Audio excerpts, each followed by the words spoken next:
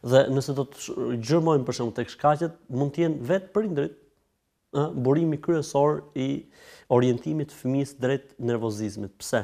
Sepse gjithmonë mund të ketë zënka në shtëpi, gjithmonë mund të ketë marrëdhënie të tensionuara mes burrit dhe gruas, mes bashkëshortit dhe bashkëshortes, pra mes babait dhe mamit, gjëra që absolutisht nuk pra do të ketë. patjetër ka diçka që nuk shkon në ambientin sidomos familjar të tij, që ndikon drejt për drejt në sjelljen e tij nervoze. Mund të jetë shoqëria që ka bërë të vetën një shoqëri e egër, një shoqëri e dhunshme, normalisht që do të reflektojë tek fëmia një sjellje e tij, domethënë, mund të jetë vetoja e prindërve për gjithçka. Pra fëmia s'ka drejt për të vendosur gjithçka. Gjithmonë babai është ai që vendos.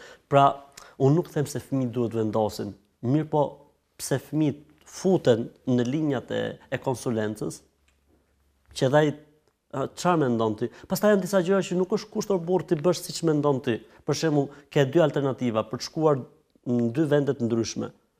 Fëmia thotë, babi, unë kam qejf shkojmë ke filan kënd lojash, çfarë problemi ka?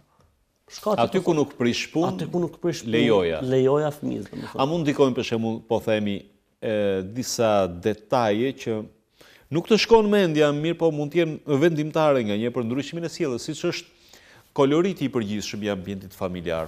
Mund të jenë ngjyra të cilat nuk provokojnë entuziazëm, nuk provokojnë gjallëri.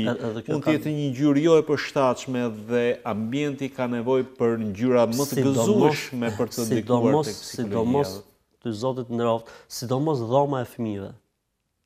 Sidomos dhoma e fëmijëve.